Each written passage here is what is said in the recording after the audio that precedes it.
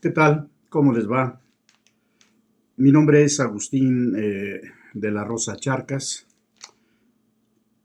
El día de hoy, 15 de septiembre de 2024, se cumplen 91 años pues de la más grande tragedia que en materia de inundaciones hemos sufrido los que habitamos en nuestro valle de San Luis Potosí. En esa trágica inundación del 15 de septiembre de 1933. En charlas pasadas hemos hablado de las pues tres inundaciones, las más trágicas que están sobre todo documentadas y que han costado la vida de cientos de potosinas y potosinos y de sus bienes. Una de ellas fue el 14 de junio de 1887 y la otra fue el 18 de junio de 1888. Hoy, como lo habíamos prometido, pues vamos a hablar sobre la inundación, la más grande,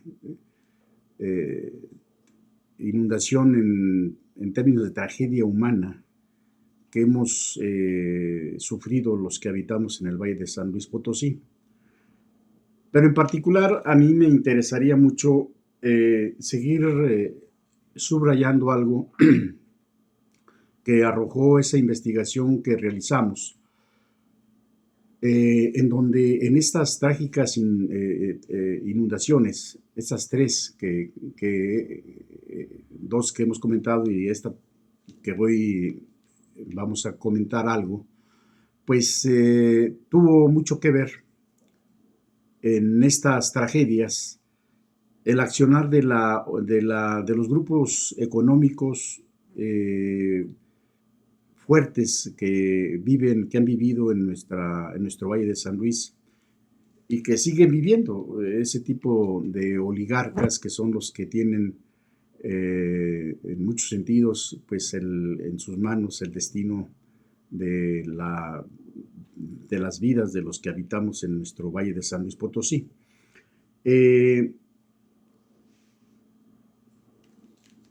Creo que como en ninguna otra de las inundaciones que hemos platicado, en esta se demuestra con una profusión de datos y con una demostración en términos técnicos, científicos e históricos, la responsabilidad que tuvieron esos oligarcas.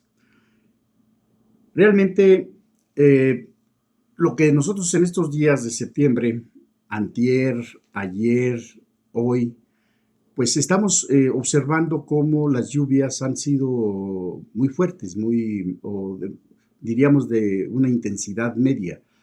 Pero lo que observamos y lo hemos observado en estos meses de lluvia que tenemos en nuestro Valle de San Luis,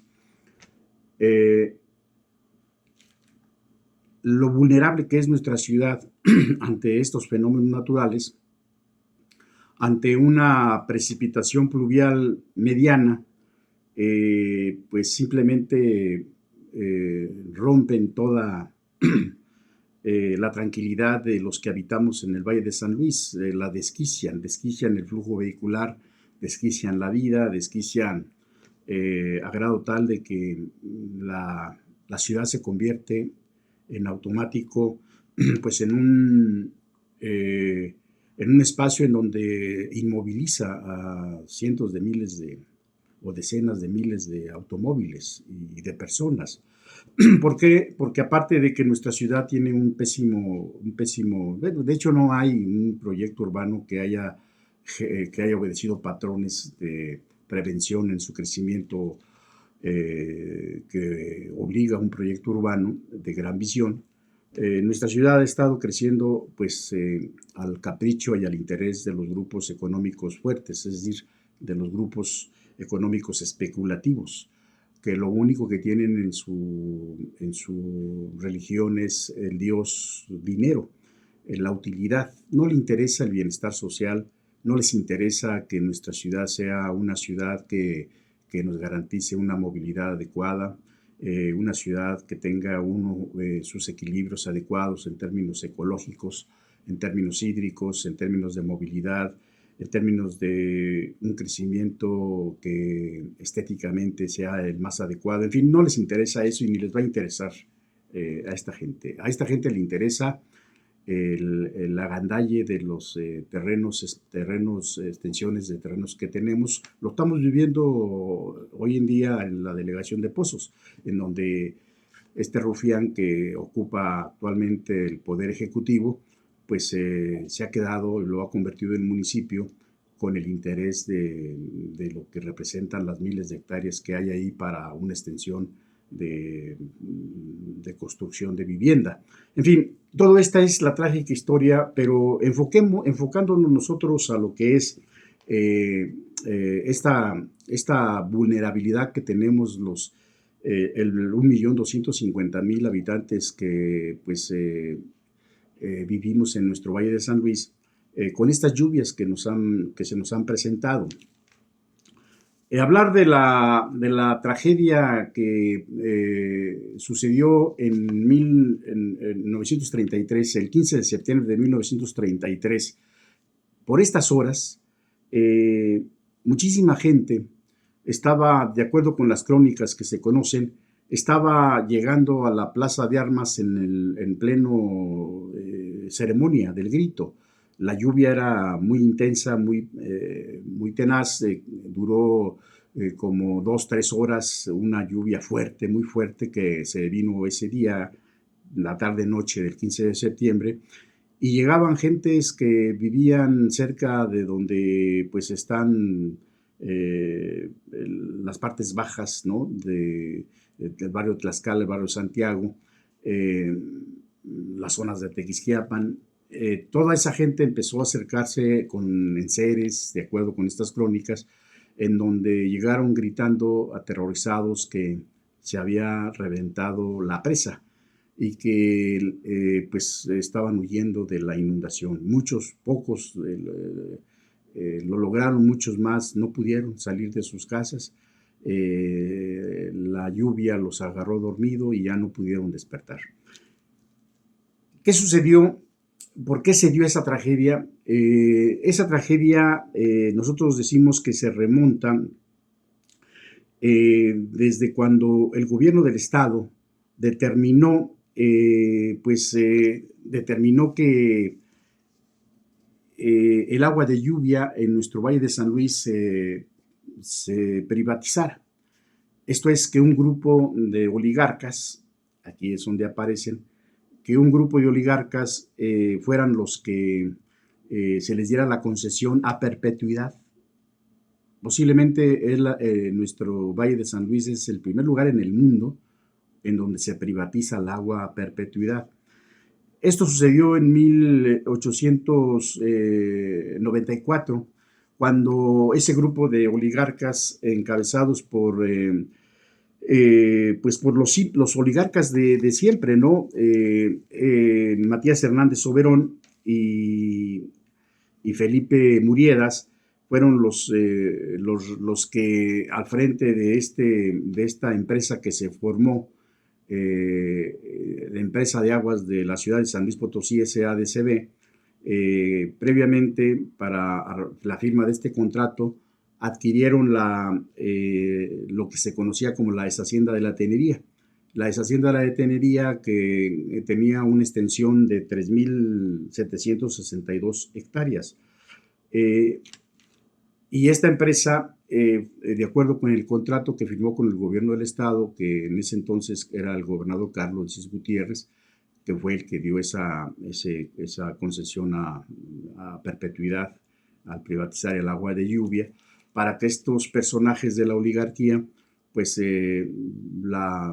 dieran el servicio pues de manera preponderante pues a la agricultura, ¿no? y también se hicieran las obras necesarias para canalizar el agua para las viviendas, los que habitaban en la ciudad de San Luis Potosí. Esta empresa fue la encargada de realizar toda la infraestructura hidráulica para contener o retener el agua de lluvia. Estos empresarios fueron los encargados, fueron los responsables de realizar la presa de San José. Pero también estos empresarios realizaron una serie de obras, los filtros, canales, algunas piletas en la tenería donde se almacenaba el agua de lluvia, ¿no? Lo interesante de esto es que cuando se construye la presa de San José y se da su primer lleno en 1903, el 3 de septiembre de 1903 se da el primer lleno de la presa de San José, y se vinieron subsecuentemente otras avenidas máximas y la presa se volvió a llenar, pero siempre pues era desbordada cuando se venían precipitaciones a avenidas mayores. La presa de San José era desbordada porque la presa de San José tiene un proyecto de almacenamiento de 7.5 millones de metros cúbicos, y generalmente por esa zona, por el poniente, pues cuando se presenta una avenida máxima, fácilmente rebasa los 20 millones de metros cúbicos en un solo día que se venga una avenida. Se viene fácilmente un volumen de esa magnitud. Entonces, una presa con esas características, pues es fácilmente rebasada.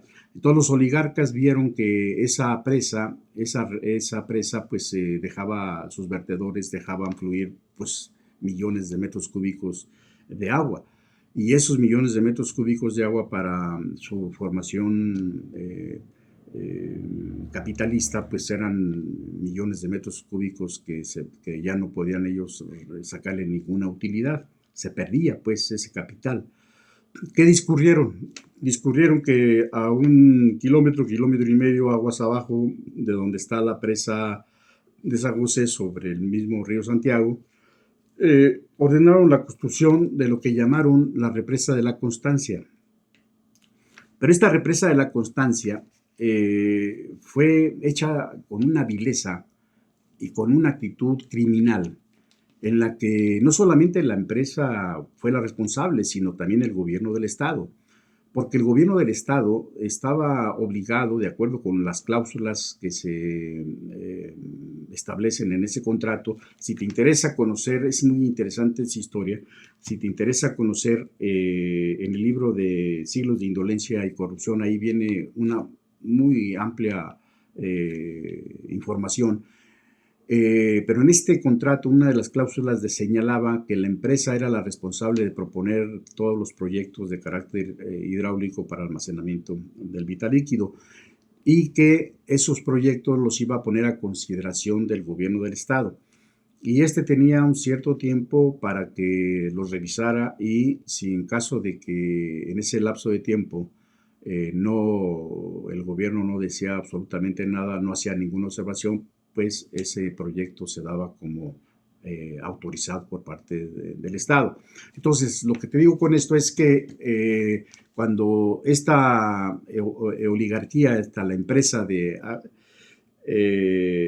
Aguas de la Ciudad de San Luis Potosí, SADCB, presenta el proyecto, sí lo presentó, de la represa de la Constancia, y no le hicieron ninguna observación, pues se pusieron a construirlo, ¿no?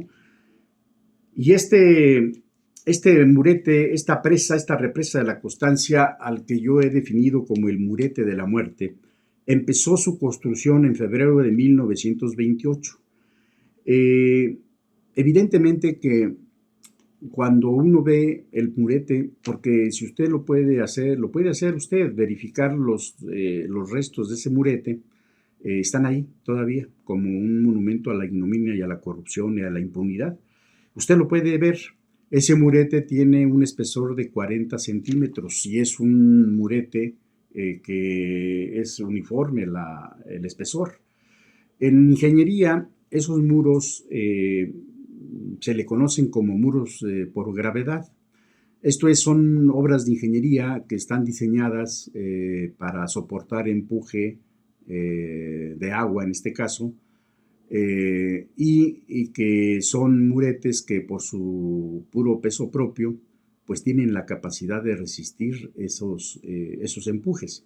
Bueno, estos empujes, este tipo de muros por gravedad, con ese empuje horizontal producido por el agua, pues y con los elementos que tenemos, generamos nosotros el cálculo correspondiente y llegamos a la conclusión técnica de que el murete que está ahí sufrió una embestida con la fuerza del agua que llegó esa tarde-noche del 15 de septiembre de 1933 de 31 veces la capacidad que tenía ese muro de la muerte.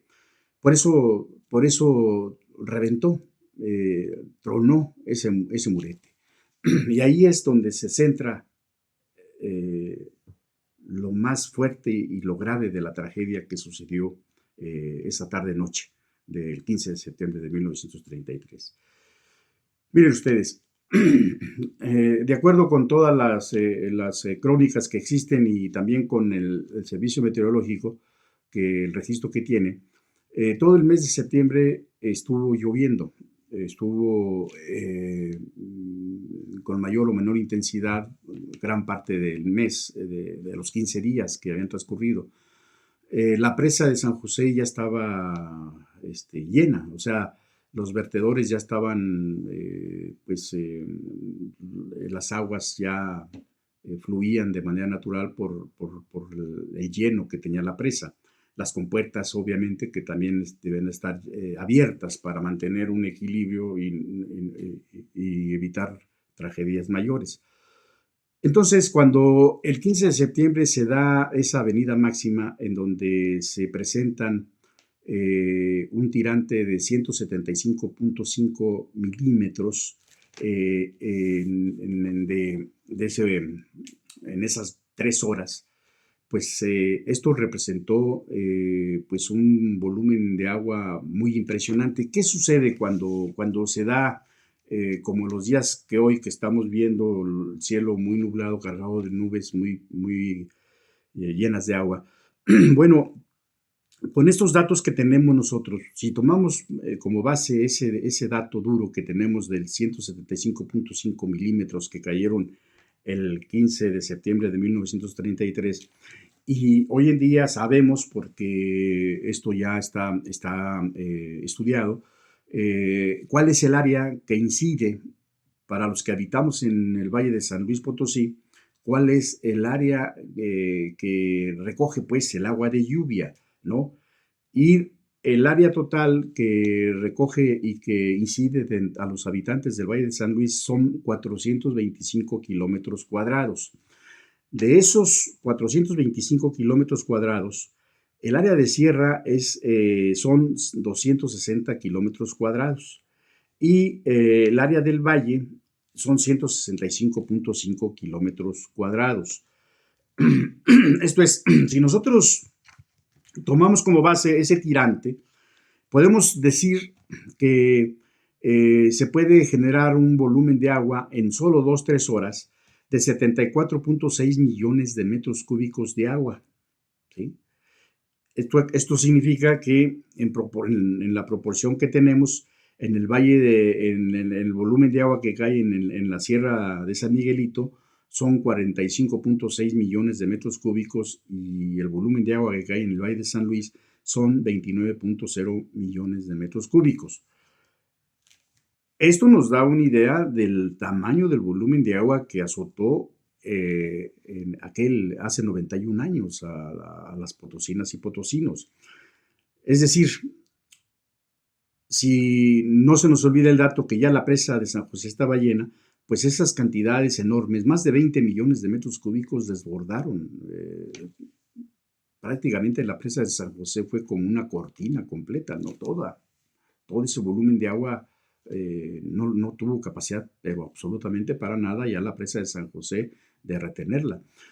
De tal suerte que al acumularse el volumen de agua en la represa de la Constancia, pues ese murete de la muerte pues no tuvo la capacidad de resistir.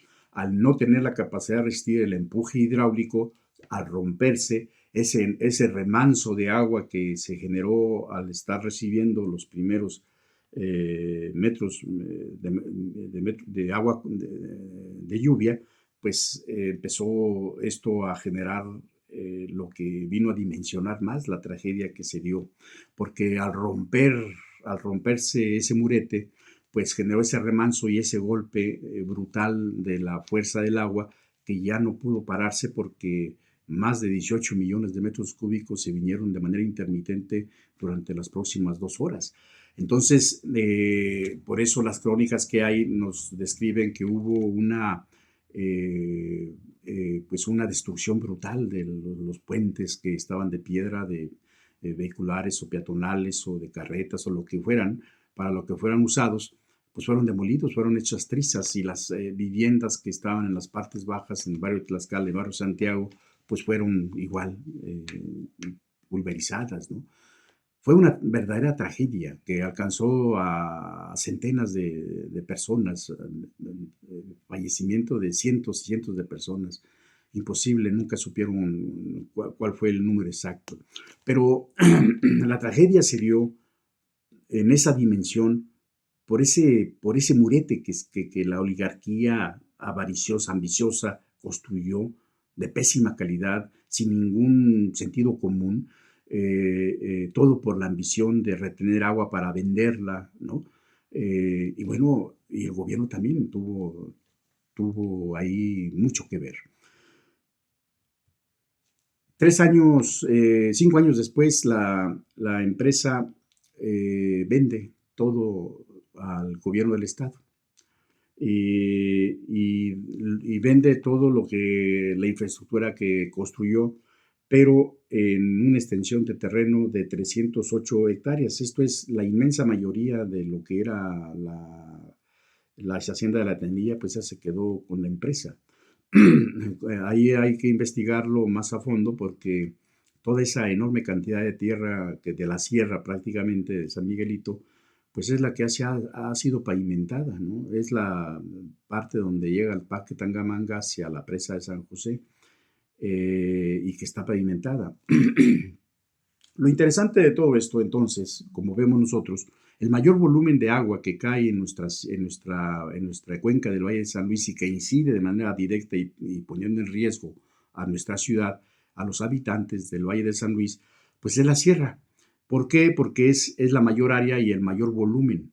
Pero aparte de esto, no solamente es esa particularidad, sino que también se viene con una mayor intensidad, se viene con una mayor velocidad por la pendiente de poco más de 30 grados que tiene la Sierra de San Miguelito, y ya pavimentada una parte importante, pues la velocidad baja con mayor fuerza, una mayor fuerza destructiva. Por eso nosotros estamos planteando que ante esta situación que vivimos y que lo afirmamos con toda contundencia, con toda precisión, nuestra ciudad, los que habitamos en el Valle de San Luis, el día de hoy estamos en mayor riesgo que los que habitaron en años pasados, que los que habitaron en particular cuando se generaron esas tragedias. Pero en general, para todos los que han sufrido, porque hemos sufrido muchísimas inundaciones, no solamente esas, pero esas son las que tenemos registradas, y no se ha hecho absolutamente nada. Al contrario, nuestra ciudad presenta condiciones más desfavorables para una defensa de las inundaciones porque, como decíamos, gran parte de la Sierra de San Miguelito está pavimentada y gran parte de la extensión de nuestro Valle de San Luis también está pavimentado. El río Santiago está pavimentado, el río Hispanita está pavimentado. Entonces, el problema que se nos puede presentar es uno de dimensiones mayúsculas. Es verdaderamente lamentable, leía yo unas declaraciones de este policía que gobierna la ciudad capital, en donde dice que es sorprendente las aguas porque son atípicas. O sea, la ignorancia de estos burócratas en el ejercicio del poder no tiene límite. Son tipos que no conocen la historia, son tipos que no tienen idea de que pues estos meses que estamos viviendo son los meses de lluvia y que la ciudad ha sido presa de esas tragedias, y que también lo digo y lo vuelvo a subrayar, porque esto es lo que nos arroja esa investigación que hicimos, la gran responsabilidad que tienen esos grupos económicos, esos grupos oligárquicos a los que sirve este policía, ¿no? Y de lo que es parte este policía, que es actualmente el presidente municipal, y no se diga el mafioso que se tiene como en el poder, como jefe del Ejecutivo Estatal. Entonces, nosotros hemos estado generando un debate sobre estos problemas que yo los considero como problemas estructurales que tenemos en nuestro Valle de San Luis y que tienen manera de solucionar. Por eso nosotros, no solamente nuestro análisis es en función de entender, de generar el diagnóstico necesario, sino saber las causas y saber qué podemos hacer, qué podemos plantear para resolver este problema. De qué manera la ciudad, de qué manera los que habitamos en el Valle de San Luis podemos no ser presa fácil de estas tragedias. Miren ustedes, la primera gran obra que se hizo para defensa de nuestra ciudad, también lo abordamos en una de nuestras videocharlas, fue la famosa corriente o la zanja a cielo abierto, que se construyó en 1688. Esa zanja, esa histórica zanja, dio un servicio a nuestra ciudad por 254 años. Fue clausurada en 1942 de manera definitiva por el crecimiento de la ciudad. Pero esa zanja es la prueba más, diríamos en términos científicos, que fue de una enorme utilidad. Si hoy en día nosotros nos ponemos a analizar cómo las corrientes que fluyen desde la Sierra de San Miguelito rápidamente inundan nuestras calles, las vuelven intransitables y vuelven caótico todo el sistema de flujo vial en nuestra ciudad. Bueno, porque hoy es más rápido que antes por las razones, las condiciones que les he comentado. Pero la enseñanza es que nosotros vemos manera de que podamos contar con una ciudad que tenga una sustentabilidad en materia de inundaciones. ¿Qué es lo que he propuesto desde el 2000 y lo acabo de hacer hace 4 o 5 años en este libro que les comento de Siglos de Indolencia y Corrupción? Bueno, que construyamos, mi propuesta es que construyamos un gran canal a cielo abierto en las partes altas de nuestro Valle de San Luis y en las partes bajas de nuestra sierra, que de tal suerte que este canal a cielo abierto recoja todas las aguas de lluvia de la Sierra de San Miguelito, que es el mayor volumen de agua que pone en riesgo las inundaciones en el Valle de San Luis y las más peligrosas. Este gran canal estaría descargando sus aguas que recolecta en el río Santiago. Y también estaría este gran canal rodeando nuestra zona industrial y llevándola a las partes bajas en donde siempre ha llegado nuestra agua de lluvia. Pero además lo que proponemos es de que hay una gran explanada ahí donde está la Joya Honda, en la comunidad de La Purísima, una enorme explanada en donde se puede construir y acondicionar una gran laguna que podría servir con una inversión del Estado como un polo turístico muy importante. Pero aparte nos serviría de una zona de recarga natural para nuestra peligrosa sobreexplotación del acuífero profundo. También lo que proponemos es de que se construyan todos los acueductos, todos los canales que sea necesario en todas las subcuencas que hay en nuestro Valle de San Luis Potosí, de tal suerte que todos esos acueductos, todos esos canales, estarían descargando por gravedad en las afluentes naturales, en nuestros vertedores naturales, que es el río Santiago y el río Españita. El río Hispanita, como decimos, pues ya está muy obturado, ya está muy dañado, por eso la zanja estaría recorriendo, pero todo tiene que ser diseñado para que por gravedad todo ese volumen de agua que pueda fluir sea hacia las partes bajas. Estas son las propuestas que nosotros estamos ventilando de cara a la sociedad, a los diferentes sectores. Lo hemos hecho y lo seguimos insistiendo. Eh, Son nuestras propuestas, pero que además están acompañadas estas propuestas para que construyamos en nuestra Sierra de San Miguelito infinidad de presas de gavión sobre la sierra, que son obras de ingeniería estas que sirven para disminuir la velocidad del agua, pero al mismo tiempo, también al transcurso del tiempo, vienen ellos acarreando sedimentos que vienen formando terraplenes y que con el transcurrir del tiempo, esos terraplenes nos generan una tierra donde pueda ayudar a la reforestación de nuestra Sierra de San Miguelito, generándole la tierra armada necesaria para que cobre y recupere su grandeza nuestra Sierra de San Miguelito. Estas son nuestras propuestas. Vamos a seguir comentando sobre estos y otros temas. Muchísimas gracias.